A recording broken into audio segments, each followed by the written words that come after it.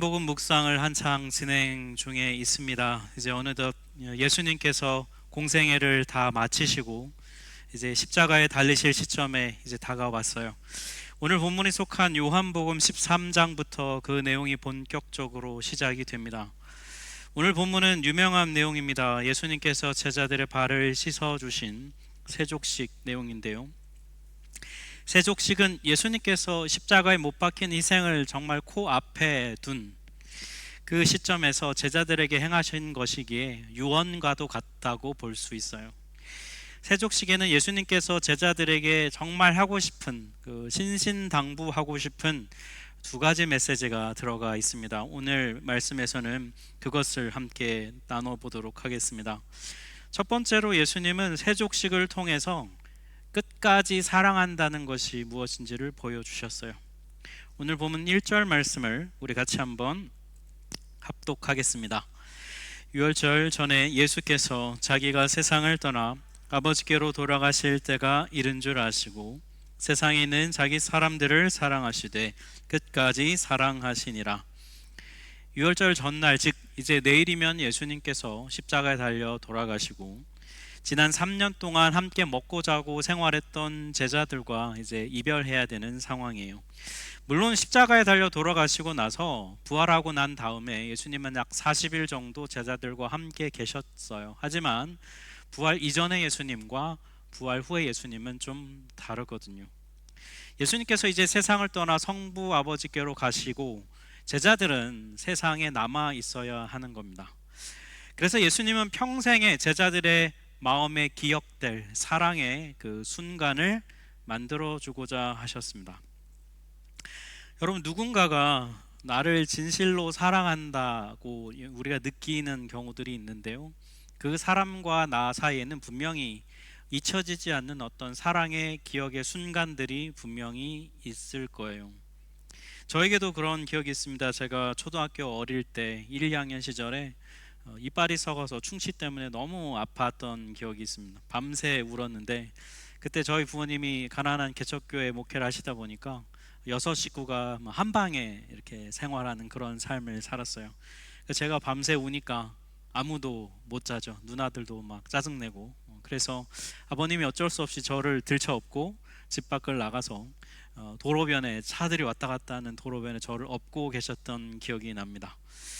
제 기억으로 한참 제가 더 너무 아파서 많이 울었던 것 같아요. 근데 한밤중이라 아버지도 많이 피곤하셨을 거고 또 다음날 새벽 기도도 하셔야 되고 저 같았으면 굉장히 짜증나고 화나고 그만 좀 울어라 뭐 그렇게 아마 했을 것 같아요.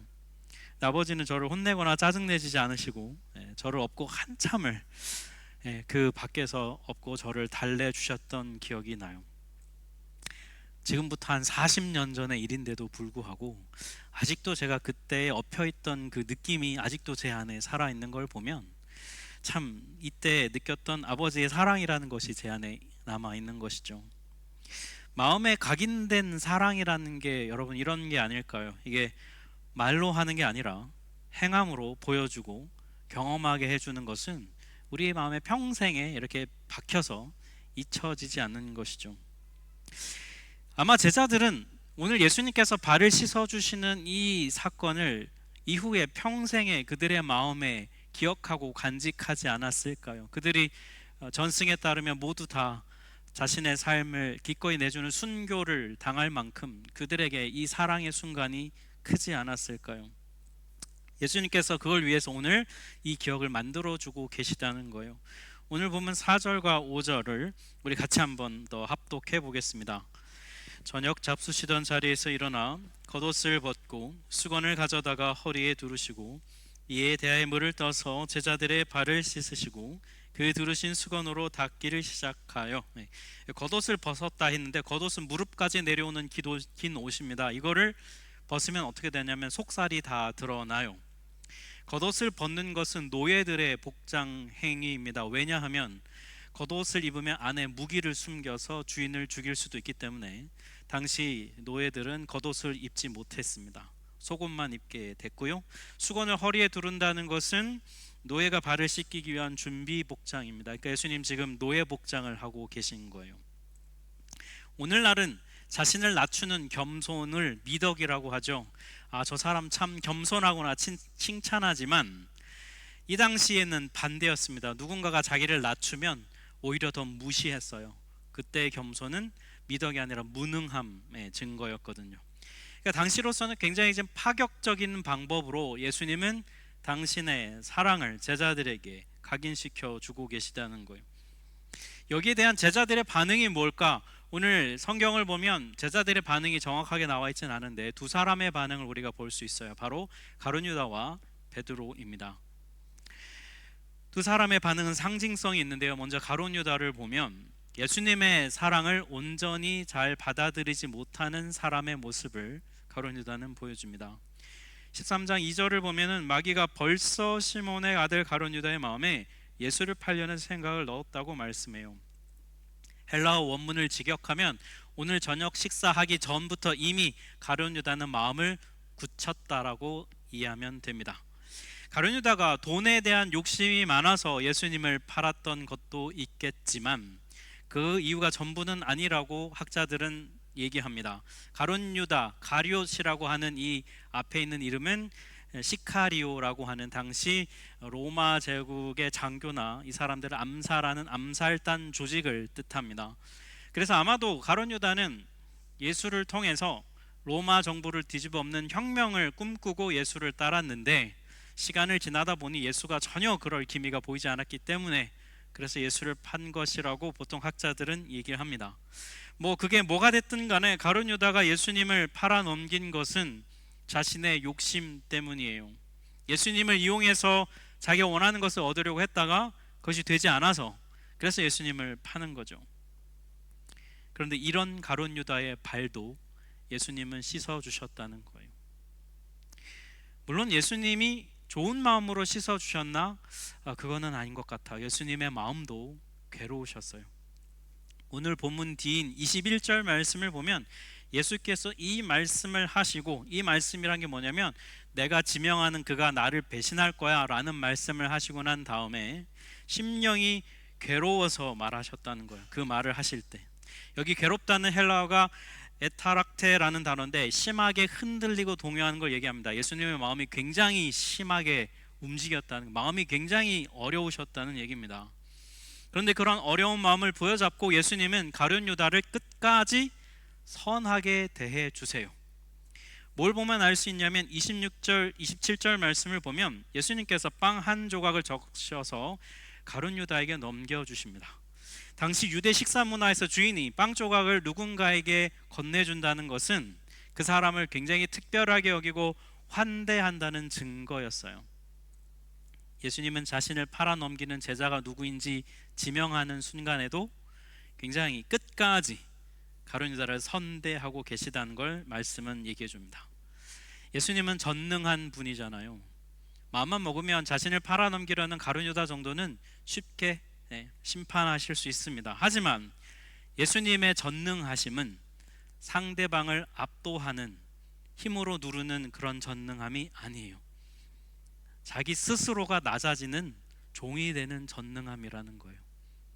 예수님의 전능은 상대를 힘으로 굴복시켜서요 억지로 복종하게 하는 그런 전능이 아니라 상대의 마음을 감동시켜서 스스로 순종하게 하는 그런 전능의 종류예요. 끝까지 이렇게 사랑을 표현하시는 예수님, 이 예수님에 대한 가룟 유다의 반응이 뭐냐면 자기 의도대로 그냥 계속 실행하는 거예요. 예수님께 그 떡 조각을 받고 나서도 가룟 유다는 결국 받고 밖으로 나가버립니다. 그리고 예수를 팔기 위해 대제사장들을 만납니다.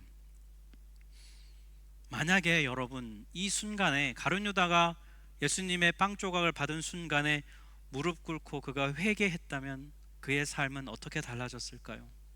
우리가 아는 가룟 유다의 삶의 결말은 결국 자기 스스로 목을 메어 자살을 하는 비극적인 결말을 맞이하는데, 만약에 배신자가 자신이라는 걸 밝혀지는 그 순간에 무릎 꿇고 제가 잘못했습니다라고 회개했다면 가룟 유다의 삶은 달라지지 않았을까요? 여러분, 우리도 가룟 유다처럼 그럴 때가 있지 않습니까? 예수님이 나를 끝까지 포기하지 않고 사랑한다고 말씀해 주시지만, 그렇게 하지 말라고 나를 말리시지만 그럼에도 불구하고 우리 그냥 고집스럽게 완고하게 내가 원래 마음 먹었던 대로 그냥 계속 행하는 우리 모습을 볼 때가 있죠.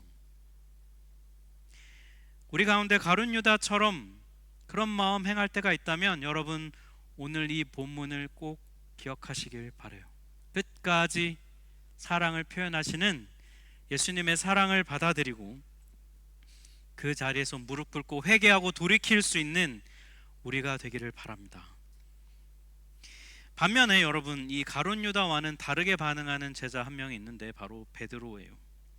오늘 보면 6절부터 8절 말씀을 같이 한번 우리 합독해 보겠습니다.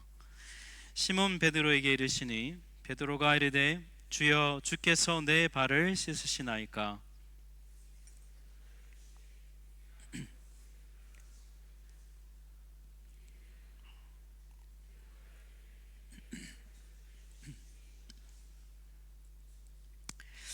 베드로가 마음이 좀 불편했습니다. 왜냐하면은 자기가 알고 있던 그 세상 질서대로 지금 예수님이 행하시지 않기 때문에 스승이신 예수님이 노예처럼 내 발을 씻으신다, 이걸 받아들일 수가 없었던 거죠.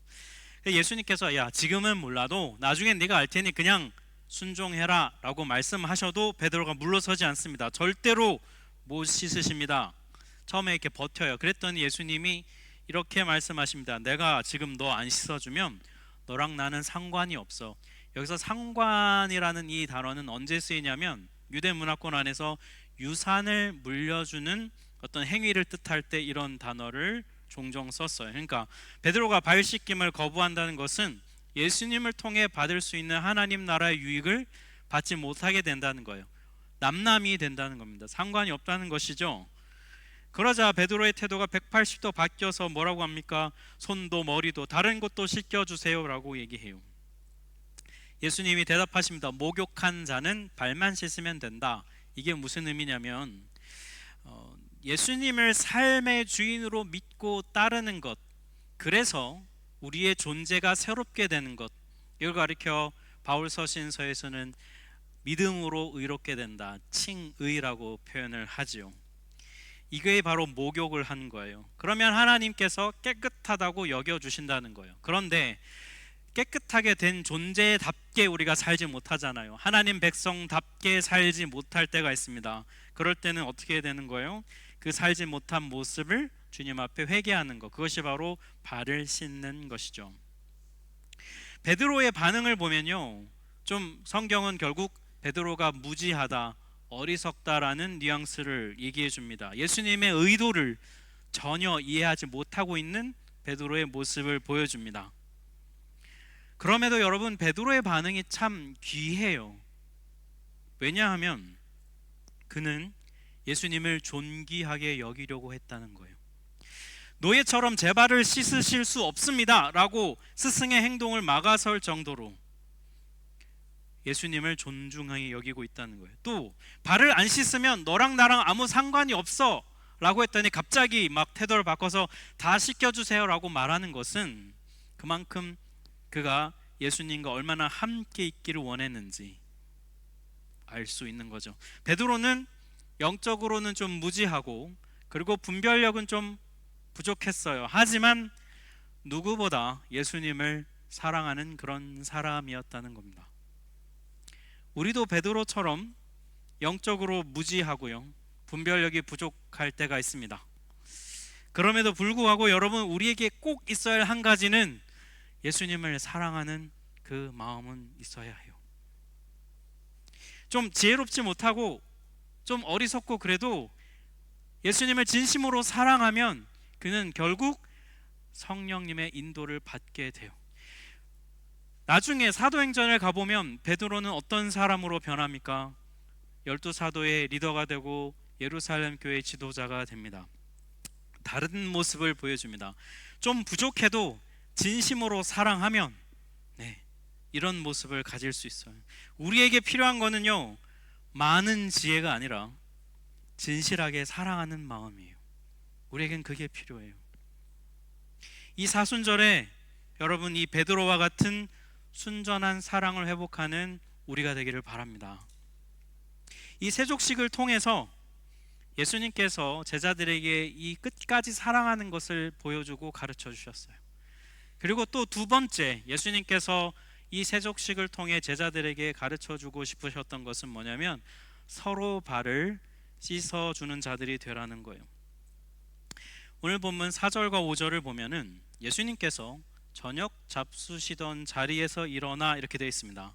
제자들의 발을 씻어 주신 타이밍이 언제냐면 한창 밥을 먹던 중간이라는 거예요. 유대 관습에 따르면 발은 식사 전에 씻습니다. 왜냐하면 오늘날처럼 식탁에 앉아서 밥을 먹는 게 아니라 좀 비스듬한 상태로 기대서 그런 자세로 밥을 먹었어요. 그러니까 비스듬하게 있다 보면 상대방의 발이 내 얼굴 근처에 와 있을 수 있죠. 씻지 않은 발이 얼마나 더러운가, 제가 지난주에 이미 설명을 다 드렸습니다. 왜 제자들은 발도 안 씻고 식사를 했을까? 요한복음엔 나오지 않지만 다른 복음서를 보면 이유를 알 수 있어요.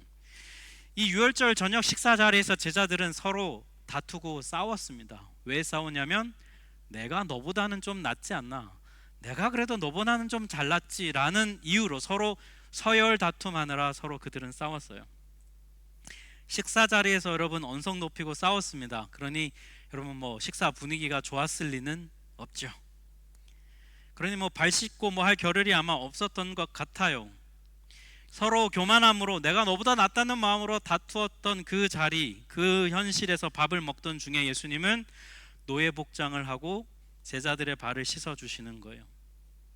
복음서를 읽어보면요, 제자들이 뭔가를 잘못하잖아요. 그러면 예수님이 어떻게 하시냐면 늘 말로 훈계하셨습니다. 그거 문제 있다. 근데 오늘 이 본문에서는 아무도 낮아지려고 하지 않는 이 순간에 예수님은 가장 높으신 분께서 가장 먼저 낮아지시는 행동으로 이들을 가르쳐 주고 계세요. 발을 다 씻기고 난 다음에 예수님은 이렇게 말씀하십니다. 우리 13, 14절은 같이 합독해 보겠습니다. 너희가 나를 선생이라 또는 주라 하니 너희 말이 옳도다. 내가 그러하라. 내가 주와 또는 선생이 되어 너희 발을 씻었으니 너희도 서로 발을 씻어 주는 것이 옳으니라. 내가 너희에게 행한 것 같이 너희도 행하게 하려 하여 본을 보였노라. 아멘. 이게 무슨 말입니까? 너희가 나를 선생님이라고 부르니까 내가 가르친 대로 너희도 해야 되겠지? 그러니 너희도 내가 한 것처럼 이렇게 하라는 거예요. 이 말씀은 현장에 있던 제자들이 1차 대상자이지만 거기에만 하시는 게 아니고요, 오늘날 우리에게도 하시는 말씀이에요. 여러분, 우리도 예수님처럼 다른 사람의 더러운 발을 씻어 줄 수 있을까요? 예전에 읽었던 책이 저는 말씀을 준비하면 기억이 났습니다. 맥스 루케도라는 목사님이 쓴 예수님처럼이란 책이 있습니다. 아마 읽어보신 분도 계실 거예요. 그 책을 보면 복음서에 나오는 예수님의 여러 가지 사역을 한 챕터마다 하나씩 쭉 설명을 합니다. 그리고 그 책 챕터 끝날 때 꼭 이 질문이 나와요. 당신도 예수님처럼 하겠는가? 처음에는 그 책을 읽으면서 감동이 많이 있어서 정말 예수님이 이렇게 하셨구나, 나도 예수님처럼 해야지, 이런 감동이 있었는데 책을 점점 계속 읽어갈수록 중반부를 넘어갈수록 제 안에 드는 솔직한 마음은, 그런 마음은 사라지고 이런 마음만 남더라고요. 난 예수님이 아니잖아, 난 예수님이 아닌데 어쩌라고, 이런 마음이 제 안에 들더라고요. 여러분, 우리가 예수님이 본을 보여주셨다고 해서 곧장 네 하고 그대로 하는 그런 종류의 사람들이 아니에요. 어떻게든 핑계를 댑니다. 그건 예수님이니까 하는 거지, 그거는 사도 바울 정도 되니까 하는 거지, 나는 아직 그런 정도가 아니에요. 이게 우리의 솔직한 마음이죠. 내 발도 잘 안 씻는 마당에, 그죠? 남의 발 그거 언제 씻어주겠어요? 그런데 그럼에도 불구하고 우리는 이 예수님의 말씀에 순종해야 되잖아요. 어떻게 하면 여러분 우리가 순종할 수 있을까요? 그 비밀은 예수님 말씀 속에 있는데요, 바로 서로라고 하는 단어에 있습니다. 서로. 우리가 남의 발 씻어주기 힘든 이유는 남이 내 발을 씻어준 적이 없기 때문이에요. 우리가 다른 사람을 온전히 용납하고 그 사람을 온전히 사랑하기 힘든 이유는 우리가 그만큼의, 아니 그보다 훨씬 큰 용납을 받아본 적이 별로 없기 때문이에요. 제가 옛날 그 대학생 시절 선교단체에서 리더 생활할 때 후배들 밥을 많이 사줬습니다. 제가 뭐 사랑이 정말 많고 뭐 돈이 많아서 사준 그런 게 아니에요. 사랑에 빚진 마음 때문인데요. 제가 1학년 신입생 때 그 신입생 담당을 보통 4학년 선배가 했는데 4학년 어떤 형이 저 1학년 신입생 모임 담당을 했었습니다. 한창 철없던 시절에 그때는 또 선배들이 눈에 띄면 밥 사주세요 하면 밥을 사줘야 되는 암묵적인 룰이 통하던 90년대 학번 출신이라 제가 그게 통했던 시대. 하루는 점심시간에 어쩌다 보니 그 신입생 한 10명 정도가 모여가지고 서로 막 뭐 먹을까 하고 있는데 그 신입생 담당 4학년 형이 저 멀리 보이는 거예요. 밥 사주세요 막 10명이 소리를 질렀습니다. 우리 학생 식당 말고 정문 밖에 있는 홍콩 반점이라고 있었는데 짜장 2개, 탕수육 세트 하나 합치면 10,000원 좀 안 되는 금액이었습니다. 뭐 10명이 같이 하니까 저도 묻어서 뭐 해서 결국엔 그 10명을 그 형이 데리고 가서 그 홍콩 반점에서 그걸 사줬어요. 한참이 시간이 지나 한 1년은 지나서 우연찮게 그 선배는 졸업을 하고 다른 선배와 대화를 나누다가 그때 그렇게 밥을 10명 넘게 얻어먹었다라는 얘기를 하게 됐습니다. 그랬더니 제 얘기를 듣던 그 선배의 얼굴이 굳어지면서 저한테 이렇게 말하는 거예요. 야, 너 그 형 얼마나 가난한 사람인지 아니? 장학금 없으면 학교도 못 다니는 형이고 겨우 알바해서 자기 용돈 벌어먹고 사는 사람인데 그날 니네 홍콩 반점에서 그거 사줬으면 그냥 한 달 굶어야 돼. 제가 그 얘기를 듣는데 진짜 너무 쥐구멍에 숨고 싶어요. 너무나 미안함. 그렇게 힘들지를 전혀 티도 안 내고 그냥 웃으면서 밥 사줬거든요. 그래서 나중에 그 선배들을 초청하는 졸업생 홈커밍 데이 때 제가 그 형을 만나 정말 두 손 꼭 붙잡고 제가 사과했습니다. 그때 제가 철이 없었습니다. 제가 정말 몰랐습니다. 그랬더니 그 형이 괜찮다고 하면서 너도 가서 이와 같이 하라. 제가 사랑에 큰 그 빚을 졌다 보니 그때 그 홍콩 반점에서 그거 안 먹었어야 되는데 홍콩 반점에서 그거 얻어먹은 바람에 그 기억이 저로 하여금 제가 과외를 해가지고 힘들게 번 돈으로 기꺼이 후배들을 사 먹일 수 있는 사람이 되게 하다. 제가 원래 그런 사람이 아닌데 그런 사랑을 행하게 하더라고요. 여러분, 우리가 맨정신에 딴 사람 발 절대 못 씻어줍니다. 그건 맨정신에 할 수 있는 일이 아니에요. 누군가가 내 발을 씻어주는 경험, 누군가가 나를 씻어주는 경험을 할 때에 그때 이게 가능합니다. 저는 우리 하나교회에 지금 이런 발을 씻어주는 사랑이 필요한 시점이라고 봐요. 우리가 여러분 분립개척한 교회잖아요. 그 말은 무슨 뜻이냐면 누군가가 먼저 다른 사람의 발을 씻어주는 걸 시작해야 된다는 겁니다. 그게 여러분 개척의 어려움이에요. 우리 하나교회는 분립개척할 때 타교회처럼 막 성도가 너무 없어서 힘들어하는 그런 종류의 어려움은 없었습니다. 하지만 그럼에도 불구하고 개척의 순간이 어려운 것은 누군가 먼저 발을 씻어주기를 시작해야 된다는 거예요. 그 사랑이 누군가 먼저 그걸 시작하고 그리고 그것이 쌓여서 그걸 경험한 사람이 또 다른 누군가의 발을 씻어주는 그런 것이 개척의 시작점에 있어야 한다는 겁니다. 분립한 지 5년이 지나 6년을 향해 가고 있습니다. 우리는 서로 발을 씻어주는 공동체일까요? 우리 하나교회 공동체에 저를 포함한 우리 리더십은 다른 사람의 발을 씻어주는 리더십일까요? 여러분, 이 우리 하나교회 오셔서 누군가 내 발을 씻어주는 경험을 하셨습니까? 경험을 하셨다면 여러분도 다른 누군가의 발을 씻어주고 계신가요? 우리는 그런 공동체일까요? 남이 다른 사람 발 씻어주는 거 보면서 야 진짜 대단하구나, 어떻게 저렇게 하지, 구경하고 팔짱 끼고 감탄만 하고 있는 것은 아닐까요? 목사님 그냥 각자 발은 각자 씻죠, 뭐 이런 생각을 갖고 계신 분도 있을 건데요, 그런 생각을 갖고 있다면 오늘 예수님의 말씀에 불순종하는 거예요. 서로 씻어주라잖아요. 서로 씻어주라. 우리 하나교회 공동체가 이 예수님의 말씀에 순종할 수 있는, 먼저 씻어주는 그런 공동체가 되길 축복합니다. 여러분. 오늘 이 말씀은 또 오늘 우리가 살고 있는 이 세상에도 적용할 수 있어요. 여러분 보시다시피 지금 세계 정세는 마치 내가 너보다 훨씬 힘이 세다, 내가 너보다 훨씬 높다, 힘 자랑하고 자기 높음을 자랑하는 그런 세상을 살고 있습니다. 마치 내가 너보단 더 낫지라고 자존심 싸움하던 그 저녁 식탁 자리에 앉아있는 제자들의 모습을 보는 것 같아요.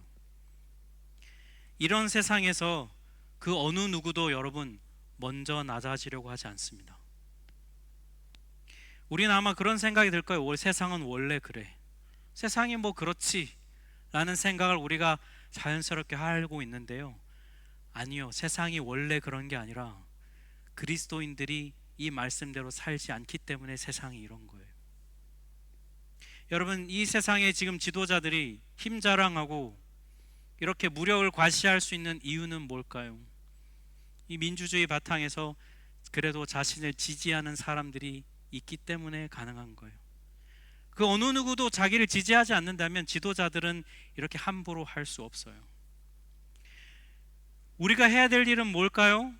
지도자들을 위해 기도하는 겁니다. 주님, 이들이 진짜 예수님의 겸손을 닮아가게 해주십시오. 하나님을 두려워하게 해주십시오. 여러분 우리가 이렇게 기도는 해요. 해야 합니다. 그런데 솔직히 우리 마음에 이 기도해도 소용없는데 라는 마음 들지 않습니까?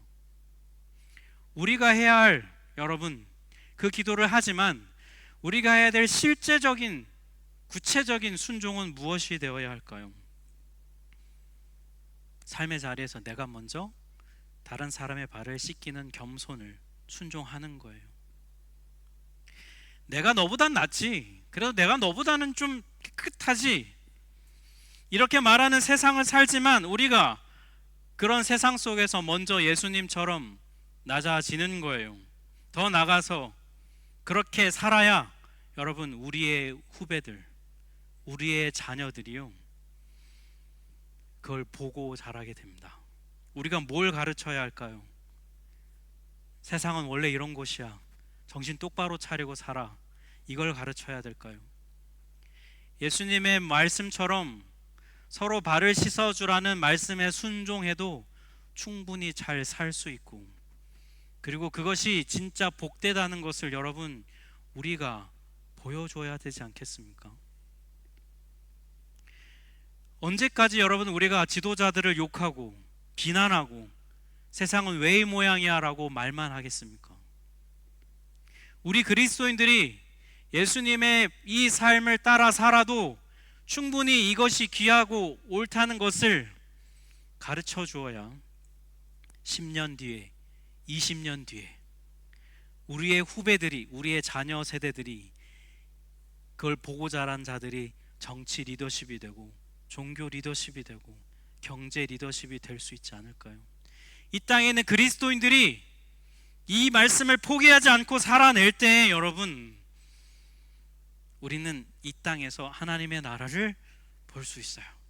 여러분 그게 우리가 해야 될 일이에요. 이 사순절에 여러분 그냥 감상적으로 십자가만 감상하고 그냥 왜 저 모양이야 비난만 할 것이 아니에요. 우리는 우리의 해야 될 일을 해야 합니다. 세족식을 통해서 예수님이 진짜 하시고 싶은 말씀, 요한복음 13장 34절 35절 같이 합독해 봅니다. 새 계명을 너에게 주노니 서로 사랑하라. 내가 너희를 사랑한 것 같이 너희도 서로 사랑하라. 너희가 서로 사랑하면 이로써 모든 사람이 너희가 내 제자인 줄 알리라. 아멘. 기독교의 본질은 하나님이 인간의 발을 씻기 위해서 몸을 굽히고 무릎을 꿇은 것입니다. 그 사랑이에요. 예수님이 먼저 내 발을 씻어 주셨다는 것을 깨닫고 경험하는 것이 먼저입니다. 그게 먼저예요. 그리고 그 사랑을 깨닫고 알고 경험한 만큼 그걸 그대로 흉내내고 모방하는 것이 기독교입니다. 이 사순절에 나는 그 사랑을 믿고 알고 있는지, 나는 얼마나 그 사랑을 따라 살아가고 있는지, 나는 얼마나 모방해내고 있는지, 여러분 말씀 앞에 정직하게 돌아보고 그 사랑을 그대로 행할 수 있는 여러분 되시길 축복합니다. 그 자리에 가야 여러분 얼마나 주님이 날 사랑하신지를 알 수 있어요. 남의 발을 씻어주는 그 괴로움을 싫지만 순종해봐야 내 발을 씻어주신 사랑이 얼마나 큰지를 알 수 있다고요. 그리고 그것을 실천하는 자리에서 이것이 얼마나 귀한 것인지를 우리의 믿음의 후배들과 자녀들에게 삶으로 보여줄 때 이 땅에 여러분 그리스도인의 소망이 있습니다. 그게 하나님 나라의 복음을 전하는 삶이에요. 이 사순절에 내 발을 씻어주시는 예수님의 사랑을 더 깊이 깨달아 아시기를 축복합니다. 그리고 그 사랑을 안 만큼 우리 또한 다른 사람의 발을 씻어 서로 사랑하라는 유언과도 같은 예수님의 말씀을 이루어가는 여러분 되시길 주의 이름으로 축복합니다. 함께 우리 찬양하겠습니다.